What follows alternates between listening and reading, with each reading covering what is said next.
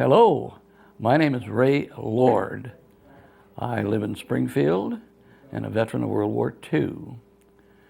I graduated from the High School of Commerce in 1939 and under unusual circumstances joined the Massachusetts National Guard 104th Infantry Medical Company. Well, that was the beginning of quite an experience that eventually covered 26 years, and starting as a private, I wound up as a lieutenant colonel. Now, what happened to me in the meantime, I think is rather interesting. I was 18 at the time, and when President Roosevelt mobilized our National Guard and Reserve Forces in 1940, the 26th Division, 104th Infantry being a part of it, was mobilized at Camp Edwards, Massachusetts on January 16, 1941. Those of us who were under 21 years old could have gotten out at that time, but the old Army story, you're going to get paid for a year's vacation. By the way, we're mobilized for 1 year for training. You're going to get paid for a 1 year's training with a vacation on Cape Cod. Well, to an 18-year-older, that sounded pretty good. So instead of leaving the Guard, I stayed. Got to Camp Edwards and was with the 104th Infantry Medical Company with no background in medicine whatsoever. And by the way, out of commerce, I was probably the least motivated student in the school. But I did learn typing. That proved fruitful later on. With the 104th Infantry, I was transferred to the Division Surgeon's Office, 26th Division Surgeon's Office. And having gotten to Beetle Bailey type scrapes, quite a few of them, and unusual things happening, I was transferred to, as I say, to the Division Surgeon's Office. And from there was assigned overseas on one of the early mobilizations for 1942. The assistant division commander, or regimental commander, indicated that I was going to be on the next boat out. He didn't know where it was, neither did I. Well, of course, in school, we learned that Mesopotamia and Persia were somewhere. But when we got our orders, the orders said, military mission to Iran. So our question was, where in the hell is Iran? Well, we found out. We got special passports from the State Department. We went to Washington, D.C., got special passports, and boarded a Monterey from Charleston, South Carolina on about March 21st, I guess. And 58 days later, we arrived at Basra, Iraq. On the way, we stopped at Cape Town, South Africa, and Port Elizabeth. And of course, to get there, we had to go through the submarine-infested South Atlantic. Well, we got to Basra, Iraq after 58 days, and some American personnel had been there a little while before, primarily as observers for the military equipment that was being sent to the British forces in Africa, evaluating tanks and trucks and things of that nature. Now, the mission to Iran was to militarize the earlier American civilian efforts to build the supply road to Russia. That was the purpose of the Iranian mission. Earlier on, the American convoys would get to Russia by Murmansk, North Atlantic, and they were being decimated by the German submarines. We, of course, couldn't go to Russia through Vladivostok because that was next to the Japanese home islands. So we had to do an end run. The Americans had to do an end run around Africa and up the Indian Ocean to the Persian Gulf. Well, it took many, many, many days and weeks for a ship to get there and to be unloaded and turn around. So what our people did was to build roads, docks, port facilities, railroads, and everything to support an operation over 1,000 miles of desert and rugged mountains. My job was in medical support of the mission personnel. We were only 57 of us on the Monterey going over, and we got there in May, and until October, there was only that number, very few, but the strength increased to about 400 in October. And then in December of that year, 5,000 troops came on the USS America, I guess it was the ship. Well, here I am, 20 years old in a strange place, and being a medic, it was considered that I had more spare time than anybody else. So one of the first things that we had to do, that I was assigned to do, was to build a road, or lay out a road from Basra, Iraq to Ahwaz, Iran, which is about 90 miles away. And the way we did that was rather high-tech in those days. We had empty oil cans, shovels, and sand. We crossed the Shadalada River, which is the border between Iraq and Iran, at exactly sunrise, or as the sun rose over the rim of the desert. And in a northeasterly direction from a compass, we followed the desert track with the principle of a man sitting on the back of a truck and dropping off an empty oil drum, another man getting shovels full of sand to keep the thing from blowing over. And as the barrel got less visible in the distance, he would do that again. Well, that took us all day, and our instructions were at the time that if we didn't get back in 3 days, that they'd send another party out, because we had no maps, nothing, hardly anything. Well, anyways, we made it, and the guiding site for us was a government grain tower that I have pictures of. That was our final site. And if we saw that in the desert, after the afternoon of the desert, we had made it. Well, we got back, and no problem there. Well, the mission duty at Basra, Iraq, was rather interesting. And for example, we were very few of us there. We were supposed to go to Russia after our work was done in Iran, but the Russians would not let us in, so we stayed. Now, in that short time until the American soldiers got there, I must comment that souvenirs were rather easy to get. We could buy a Persian rug for $25. We could buy imperfect pearls, because Kuwait, which was right near there, was the pearl center of the world at the time, and the imperfect pearls, those too big, too small, miscolored, and such things as that, would sell for about $5 for a half a pint. Well, I didn't buy them, of course, because what would a 20-year-old soldier do with a 12 by 12 Persian rug and a cup of pearls? So then the American Army came, of course, and then that changed the situation quite rapidly. Everything started to go up in price. Well, when the Army did get there in December on the SS West Point, a hospital unit had come ashore without a first sergeant. And here was a medical technician, of course, and chief clerk, militarizing the American civilian effort that had been going on for several years before. Oh, and by the way, in Basra, one of the things we had to do was rather unusual. One evening we were asked to pick up at the civilian airport, the Margil airport, from a plane from Russia, some cargo. And we were to take it to our headquarters, and we took turns in guarding it. Well, of course, I was seated at the top of the heap. There were boxes about a third the size of a GI footlocker. I had no idea what was in it and didn't care.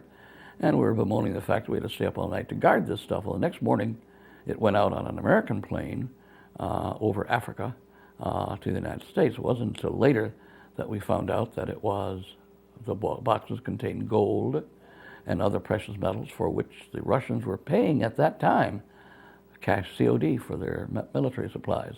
Lend-Lease for the Russians did not occur until June. Well, back to the hospital coming in to was Iran, which is a city about 90 miles northeast of Basra. For some reason or other, they did not have a first sergeant. Whether they threw him overboard or not, I don't know. But anyways, I was appointed first sergeant of that hospital group, 20 years old. I stayed with the hospital for quite some time, and was later transferred to, hospital unit was transferred to Abadan, Iran, which is the site of the then largest oil refinery in the world. I must tell you that service in the desert of Iran was a rather lonely place, in that there was no cities for R&R or any pleasant places to go. So the USO would send entertainment troops, and they would once in a while come to Iran, mostly on their way to India, and they had both men and women in their group.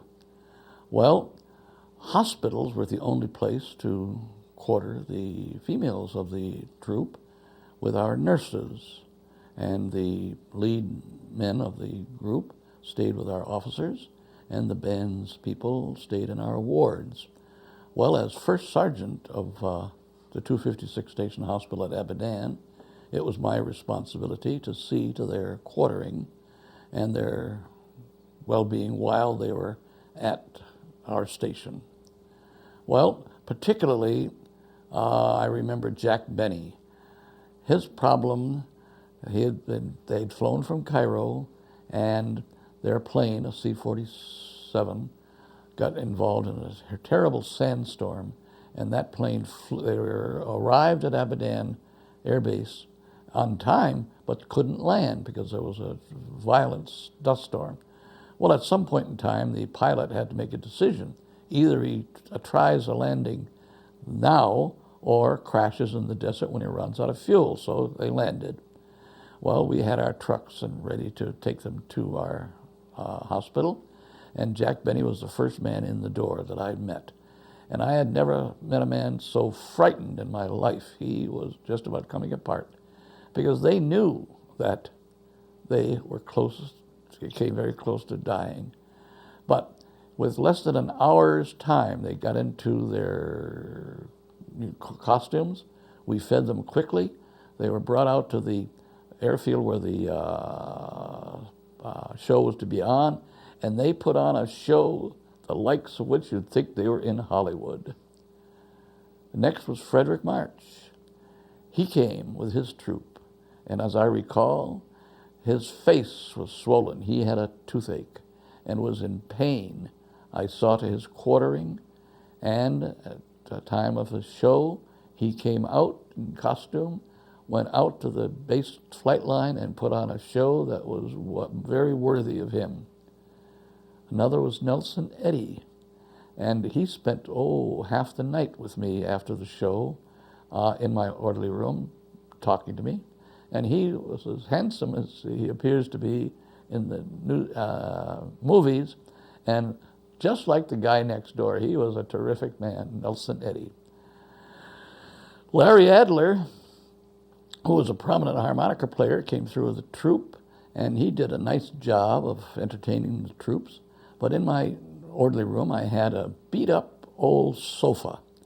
And Larry came in after the show into that, sat in that easy chair, and he read a book all night long and wouldn't even speak to me. And of course, I was trying to get him to go to bed so I could go to bed. But no, he stayed until maybe 3 or 4 o'clock in the morning.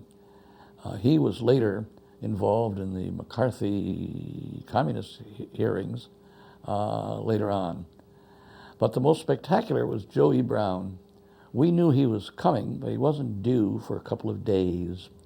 Well, there was 2 entrances to the hospital, one at my orderly room area and the other in the outpatient. Well, Joey Brown had come in the other door and came in back of me, and as I turned around, there he was with his big, "Hello, how you doing, Sarge?" And since he was ahead of time, he spent a bit of time with me. And I enjoyed talking to him. And he again put on a tremendous show when his troop got there 2 days later. But he had spent that time in Abadan. You'd think there was nothing the matter with Joey Brown. Well, we didn't know until a few days later, after they left Abadan to go to Karachi, India, that the reason why Joey Brown was early was he had come through the Burma area, looking into the remains, returning the remains of his son, who was killed in a plane crash as an Air Force pilot, to the United States. Well, here, just a few days after that, he was doing a show in Abadan, and he was typically the guy that you remember from the old movies with Joey Brown. Never forget him. War in Europe was going along quite heavily, and I might point out that while we're at Basra by ourselves, the Rommel was going across the top of Africa, Cairo being his goal in the Suez Canal. The Germans were besieging Stalingrad in southern Russia, and the Japanese were coming across to India. Well, had those missions succeeded, we would have been interned. We would have been captured, of course, and interned, but our passports were supposed to give us immunity and to be exchanged for nationals that the United States had from those countries. Well, the duty at Awaz was pretty much routine by then, but an interesting thing occurred. We, in the early days, with no support services for our American people, all of our Americans were specialists in whatever they did, radio, signal, infantry, artillery, not artillery, but engineers, and such as that. We had no one else to do the chores. So we had a British India detachment assigned to us. And they took care of our quarters and our cooking and all of that type of thing. Well, at some point in time, in perhaps August of 42, we were told that we were going to lose that group, and they were to be replaced by Polish refugees from the Russian sector. Well, they arrived one night, late one afternoon, 8 women and 2 men. Well, that was a sight to see. Being a medic at the time, I was assigned to oversee their well-being, and it's amazing. Those poor women were frightened to death that they would be abused thought they would be abused by the Americans, just as they had been by the Germans and Russians. After working with them, from the medical point of view, with Dr. Barosfeld, an American doctor, we got to know them reasonably well. And their stories are incredible as to what happened to those women. Later, when I was transferred to Ahwaz as the first sergeant of the hospital there, we still had Polish refugees. While the early days of our presence in Iran and Iraq, among the Polish people broke out the typhus epidemic, and that was disastrous to the Polish people. Thousands of them died. And an American doctor, Dr. North, was instrumental in saving thousands of them. Well, the irony of it is that in later years, after I'd come back to this country and worked my civilian life, a young man came to my office one day, and he was Polish by name, and obviously Polish, and he had a British accent. So I asked him, how come he came to Chicopee, Massachusetts? And he said, well, he had come from South Africa, Tanzania, I believe, is where they had placed a lot of these Polish refugees for a few years, and later transferred to England, and he in turn came to Canada and then came to Chicopee, Massachusetts. Well, that spiked my interest, so I was telling him about my experience with the Polish refugees. And he said, you know, my mother and sister were in those camps in Iraq, and my mother told me about the American sergeants who worked with them in the typhus epidemic. Small world. Well, be that as it may, but later on in my civilian life, I became acquainted with a man by the name of Bronislaw Kielbasa, who happens to live in Tempe, Arizona. And I must point out that a lot of the Polish refugees were sent to Mexico after the war. And Mr. Kielbasa was the first child born of the Polish refugees at that camp in Mexico. Well, he lives in Tempe, Arizona now, and spends almost all of his spare time researching the children of those people. And I work with him to that extent, and that's a fascinating thing to do. By that time, I was a technical sergeant, first sergeant of hospitals, and it came to pass that the invasion of Italy was imminent and going on, and they needed a lot of medical personnel, so they offered me a commission, but I would have to go to Anzio. Well, I'd been in the desert almost 2 years, so I turned that opportunity down, taking my chances by going to the United States on rotation with the man that had gone with me from Springfield, John McKeon. So we came back to the United States on the SS Bradstreet through the Suez Canal, Mediterranean Sea, and across the Atlantic. And that trip took us 52 days. Well, glad to get back into this country, of course. Then I was assigned to Lovell General Hospital at Fort Devens. And of all of the men who had gone through Lovell and were in the process of coming back, primarily from the South Pacific and some from Europe, it was interesting. But I was made first sergeant of Lovell General Hospital. By the way, I was in the hospital as a patient for malaria on D-Day. Became first sergeant of the hospital shortly thereafter. And again with, shall we say, mischievous or otherwise, not according to regulation approaches. Got into trouble with my detachment commander, and he indicated that it was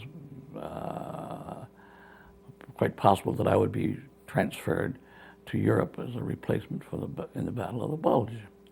Well, that didn't particularly appeal to me, so I had gone to my footlocker and gotten my commission papers and went to post headquarters and explained to the officer in charge there what my problem was.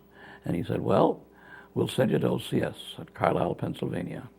And I grabbed at that opportunity and went to Carlisle with the, I guess, intent to fail so that I could get out of the Army. By that time, I had 4 years in. Well, it worked out that the second day we were there, or the first day we were there, the second class we attended, an officer in charge indicated that anybody who thought they were going to get out of the Army by failing OCS, I have a surprise for them. There's a disposition area for all the dropouts or failures from this class, Class 21. And he said it was Kiska, Alaska. Wow. What do I get myself into? Here I have 2 years in the desert and taking a chance of going to Kiska, Alaska. So I made it as an officer and was commissioned on June 20th, 1945. Well, before that commissioning, we were assigned to an interesting program, the Battalion Surgeons Assistant School. It was the 1st Battalion Surgeons Assistant School at Carlisle, Pennsylvania. The idea being that it took 6 years to train a doctor, and they expected heavy, heavy, heavy casualties on the invasion of the home islands of Japan. So that they took a lot of medical people and put us through a specialized course, 26 weeks, in field medicine and surgery with the idea of sending one lieutenant and 2 enlisted men on with the infantry and the assault. Well, the principle there was that we were to treat the wounded as they fell, as we found them, and then send them back to the troop ships, which would be lying offshore. And on day 3, the doctors in what is called battalion aid stations would go ashore, and we were to report to the first one we came upon and be automatically promoted to first lieutenant. Well, General Davis gave us that speech on our graduation ceremony, and we all cheered, "Let's go." Well, actually, his message was that we had to live 3 days. Well, I guess our planners, oh, by the way, if a general told me to do that today, and I am a lieutenant colonel, if a general told me to do that today, I'd say, "Sir, go to hell." Well, anyways, we were ready to go. Then they must have known that something was going to happen because they did not need the lieutenants that they'd trained and commissioned.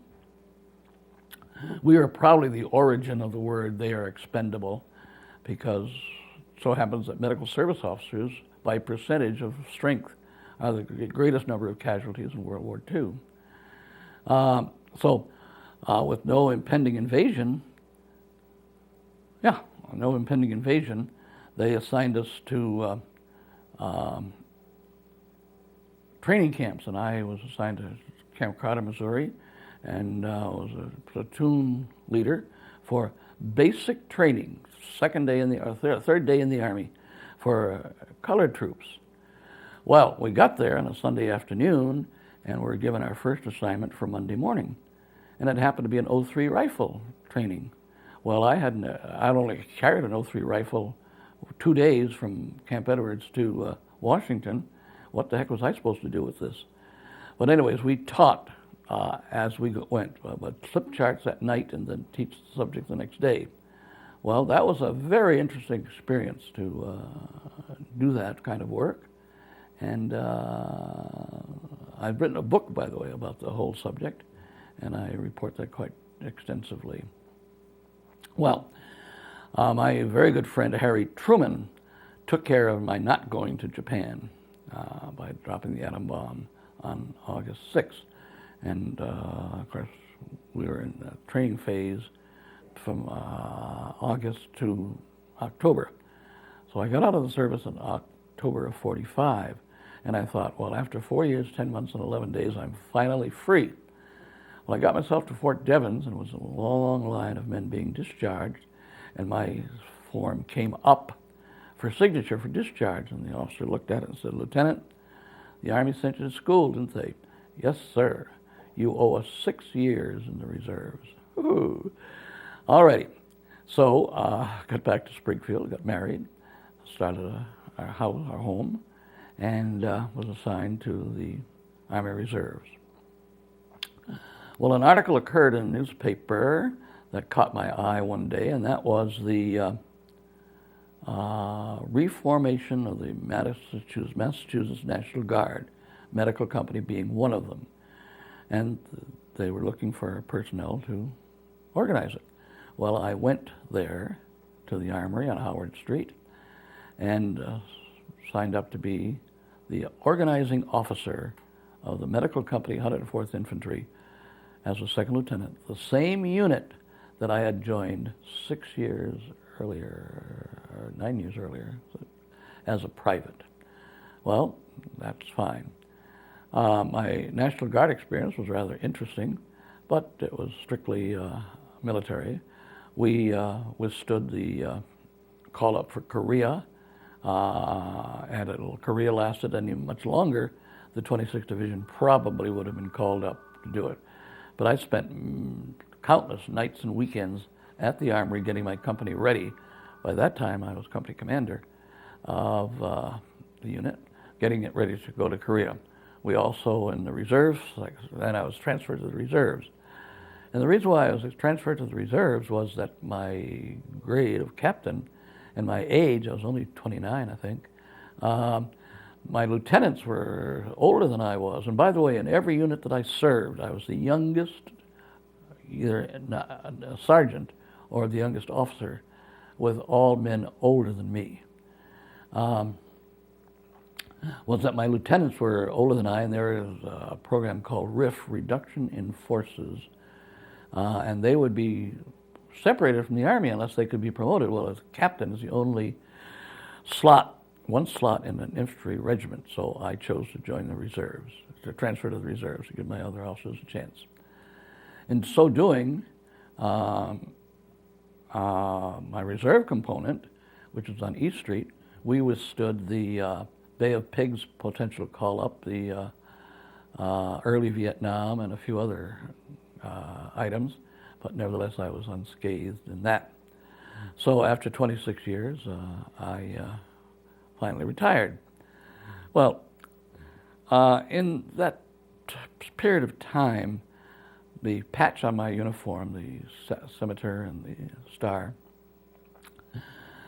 drew no particular attention because there's a lot of more expressive patches of the infantry, the fighting people, and many of them thought that my patch indicated they were part of the Shriners, but that's not so.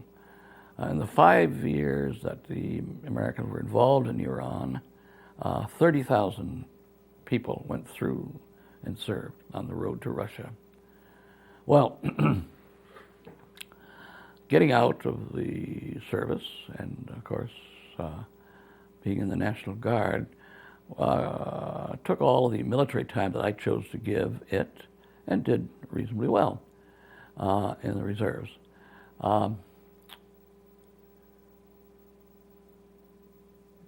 In this time period, the Russians, being the Cold War, would not acknowledge that the United States helped them at all in World War II. As far as they're concerned, they won the war all by themselves, and they call it their Great Patriotic War. Well,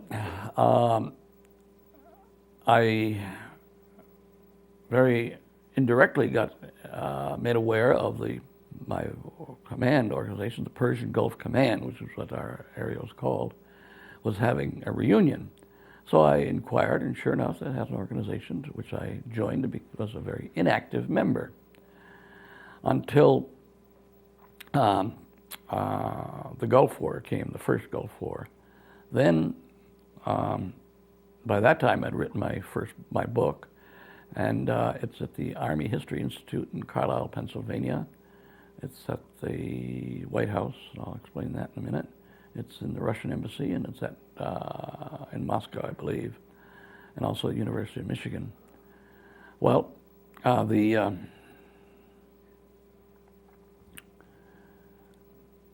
involvement in the Persian Gulf Command Veterans Organization was a series of conventions and things of that nature that I'm sure many service people enjoy. But suddenly came up the fact that I guess the Russians must have thought that if they wanted American dollars or whatever, they'd better do something about recognition of the American forces. So they awarded us 2 medals, of which I have information on. And somehow I got involved in the medal process of getting the medals to the American soldiers. Well, that resulted in my being invited to the White House on September 27th, I guess, 94, to attend the reception for President Yeltsin by President Clinton, along with 26 other American servicemen and an equal number of Russian service people. Well, that was unusual, and from the president we got a certificate of appreciation. But at the state banquet that night, of course, my wife and I were not invited to that, but President Yeltsin indicated that in the next year, 1995, that they would be having their 50th anniversary celebration of victory in their Great Patriotic War. And anyone could come or go. So my wife and I decided to attend, and having been in touch with the Russian embassy quite frequently because of the medal situation, I got to know, by telephone at least, and met him once, one of the attachés. So that's how we decided to go. And sure enough, my wife and I were the guests of the Russian government for 2 days of a 10-day trip that we had bought before the thing occurred. And we got to Russia, of course, in the proper time, and got to be seated in the VIP section of the Red Square right next to Lenin's tomb, and watched the parade, which I have on video. And that was a spectacular thing. If you're interested in Tchaikovsky's 1812 overture, played simultaneously by all the military bands of the Russian services, that was really something. And by the way, going back to the White House ceremony, our United States Marine Band played the national anthem, and believe me, that really gets you to hear the Marine Band play for what might be considered, for each of us, the 6 men from my command and the 20 others from various services.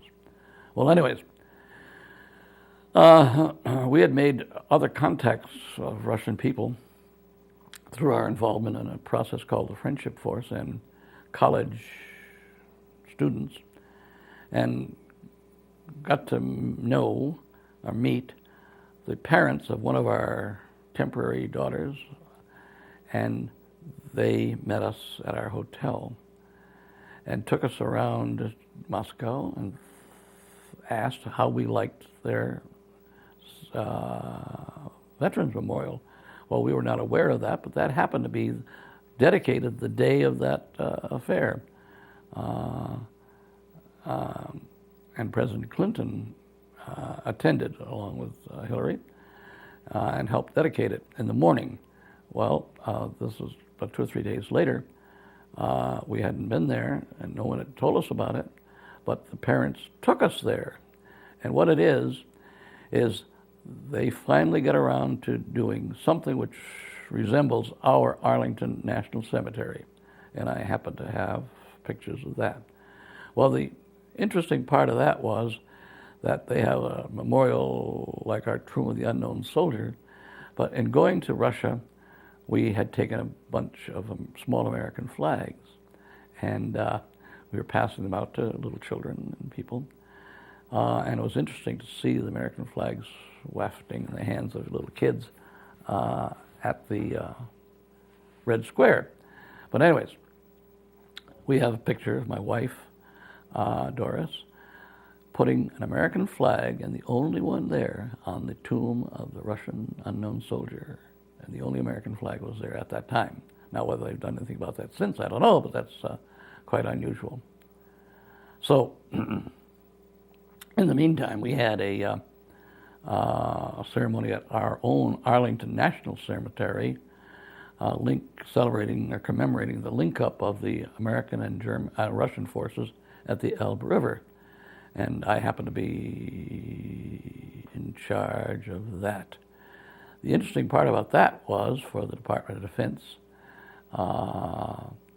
that set me up with this, was a telephone call of one morning at 9 o'clock from Lieutenant Colonel Green, and I had written to President Clinton, who in turn, his office turned my letter over to the Department of Defense, who were planning this memorial at Arlington, and pointing out who our group was. And Colonel Green, his first question was, "Who the hell are you guys?" He had no idea that the Persian Gulf situation existed, and going back to many, many, many years, and talking to people, very few even knew that we had American forces there.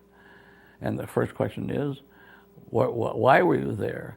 What did you do? And things of that nature. Well, anyways, we participated in the Arlington ceremony.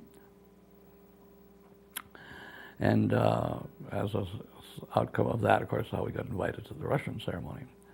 Well, comes next convention for the Persian Gulf Command Veterans Organization, and they've had one every year for the last 40 some odd years, but never north of New York.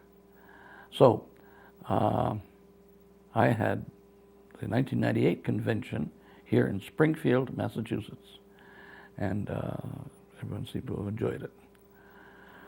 Well, that about highlights my story. And by the way, I retired after 26 years of active duty in National Guard and Army Reserve as a lieutenant colonel. That's about it.